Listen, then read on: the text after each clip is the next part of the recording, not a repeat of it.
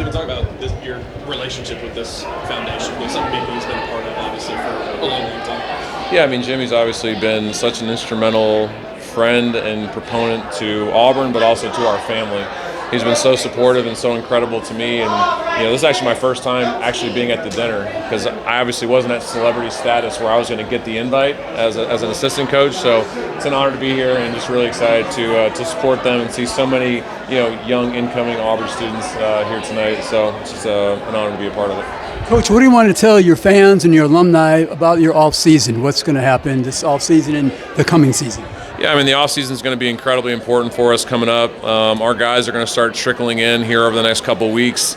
And, it's important for our development, for all 12 or 14 guys that we're going to have on roster. Returning 4 guys from last year's team is more than what we were able to do a year ago. So that retention will really help the newcomers getting adjusted to what we're doing every single day. So going to be really important for our guys to get in great shape this offseason to really connect and bond at a really high level and, just get that continuity that we're going to need to have a successful season coming up.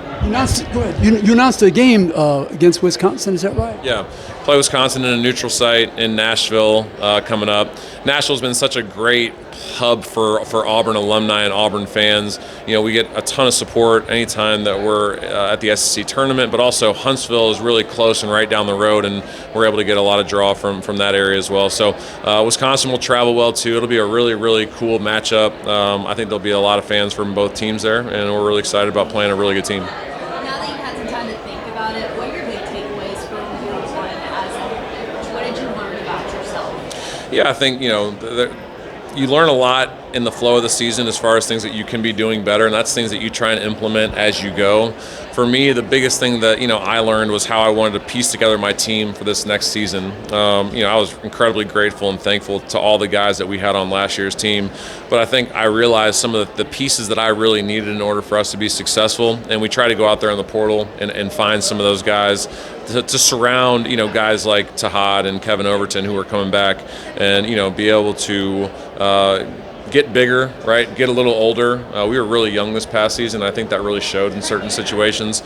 So we have a more mature roster, an older roster, and I think we plugged some pieces that we really needed to this offseason. Stephen, Have you talked to your dad about it at all? Has he given you any advice? No, he was in Ireland playing golf the last 3 days, so I haven't spoken to him.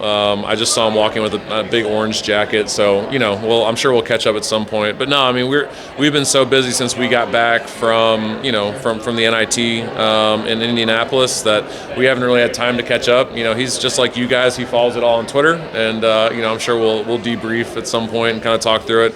Hopefully at the lake in the next couple weeks. Stephen, you mentioned the roster. I know we talked to you about it a few weeks ago, but are you still looking to fill one more spot, and what's the progress like that looking like? Yeah, still looking to fill one more spot, and hoping to get some good news relatively soon on that one. And but yeah, we're still working to actively fill one more spot, and I think if we get that one spot filled, we'll feel really good about where we're at as far as the numbers that we have going into next year. We talked to you a few weeks ago. One of the guys that I don't think we mentioned very much was Buki Aboye. Mm-hmm. What did you guys see out of him? I think he might have been the first transfer y'all took. I know his defense and athleticism being 7-1, but how do you think he fits into the system? I mean, he was the number 1 2-point field goal percentage player in college basketball last year. So his ability to finish around the rim is at the highest level in college basketball. He was the starting center on a top 35 team in the country, a team that probably should have beaten Kentucky in the NCAA tournament.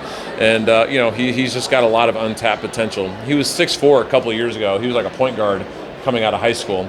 So he's been 7'1" for a couple of years now. So he's still trying to figure out how to move in that body. So this summer for him and Narcisse are going to be really important. He blocks shots. He can catch lobs around the rim. He can step out and shoot an open three. He can put the ball down on the floor, which is kind of crazy. Just does a lot of things. And I think for him, he just started playing basketball not too long ago. He has a ton of untapped potential that we really got to do a good job of bringing out this summer and just trying to show some of the things that he hasn't been asked to do in years past. So really excited about Buki and the things that he's going to be able to do for us. Stephen, do you like the NCAA tournament going 76 teams? Not really. I wish they would have done it a year earlier. But, no, I think it's interesting. I said this on Kublik's show at the Regions. If they're going to do it, I hope they do 4 mid-majors and 4 high majors if they're going to do it that way. Because I think that would allow teams like Tulsa teams like New Mexico, teams like San Diego State, teams that were on the bubble but were at not in the Power 4 team or conferences, to be able to get in and have a Cinderella type story. But then also to allow teams like, us in Oklahoma, who we played some of our best basketball at the end of the year. Oklahoma was playing their best basketball at the end of the year, an opportunity to get in the tournament and make a run. So, they'll make it really, appealing, I think. Just it's the NCAA tournament. It's but I don't want the regular season to get diluted down, and it's still got to be important. So there will still be a bubble, but I think if they do it with 4 high majors, 4 mid majors, I think it makes more sense that way.